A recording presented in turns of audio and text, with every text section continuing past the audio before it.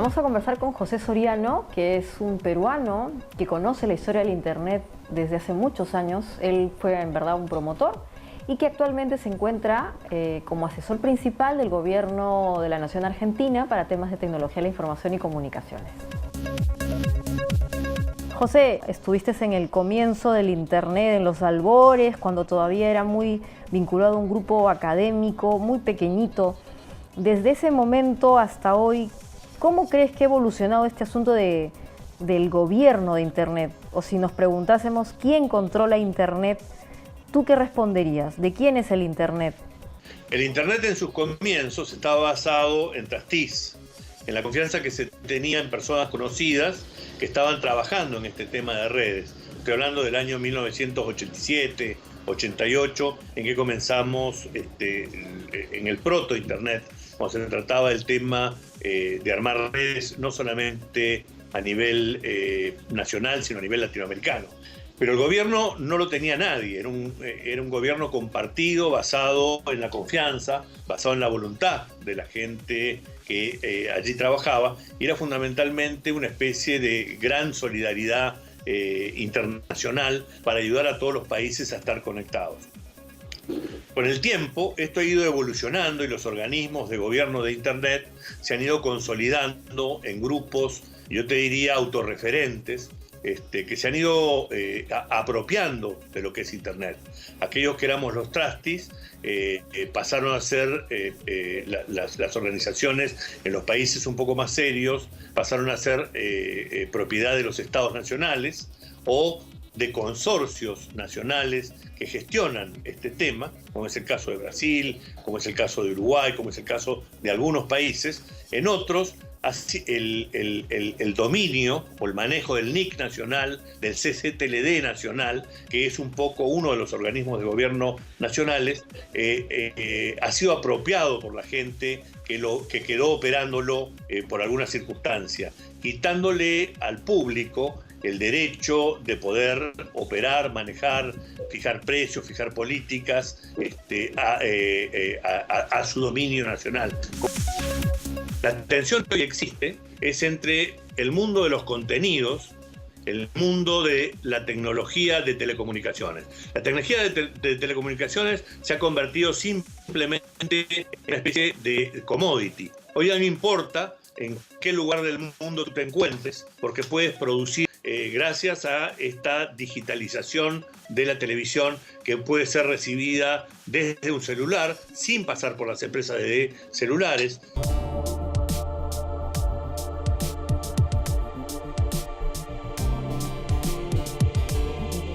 Entonces es mejor que consumir que crear. Crear es largamente mejor, y para poder crear contenido, ¿no es cierto?, lo que necesitas es justamente capacidades, ¿no? Y manejar las herramientas básicas, o sea, saber entender que es un dominio, ¿no? Entender y cuál es la diferencia entre tener un contenido con tu dominio propio o no tener tu dominio propio, cuál es la diferencia entre ponerle el punto P a tu dominio o no ponerle el punto P. Ese entendimiento es, por ejemplo, un entendimiento básico para producir contenido. Entonces, bajo esa lógica, ¿cuán participativa o cuán relevante es nuestra presencia en este Internet? O por último, en estos subcontinentes ya que se crean, claro, tipo Facebook o los la verdad Twitter, he visto en los, no sé, el último año y medio, los últimos 2 años, no he estado haciendo seguimiento más cercano. Pero hasta hace un par de años la sorprendía, ¿no?, la poca participación, llamémosla peruana, de contenido, en la oferta de contenidos mundial, ¿no? No teníamos una posición en la producción de contenidos distinta a la del uso de Internet.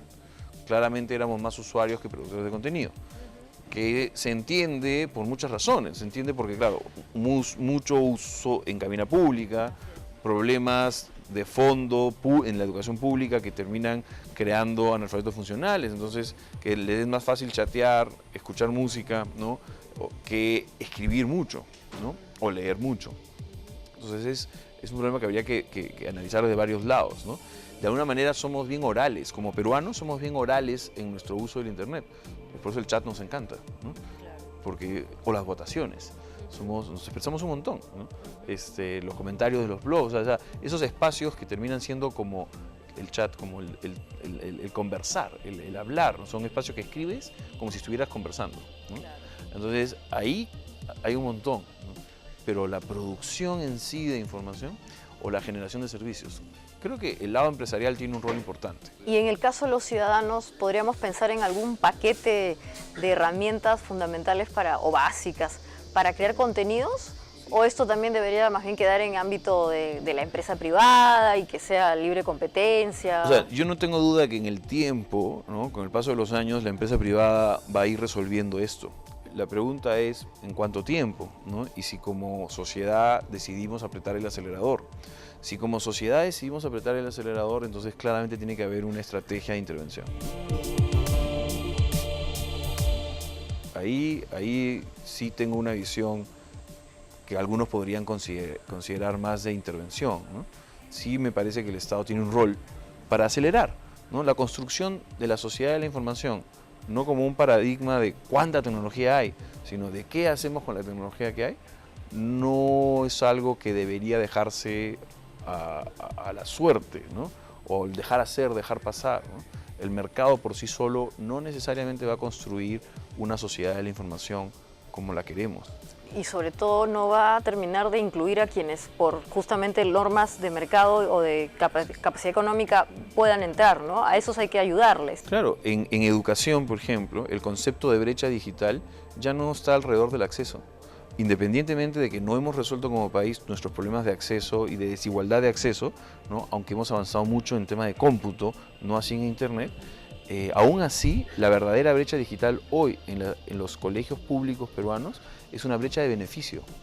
O sea, una computadora a un chico con determinadas características es un potenciador. Saca lo mejor de él, lo saca adelante, ¿no? Y lo alimenta, lo nutre. La misma computadora en el chico del costado, en la misma aula, pero este chico con otras condiciones, lo mediatiza, ¿no? Lo envicia, saca lo peor de él. Entonces, ¿cuál es la diferencia?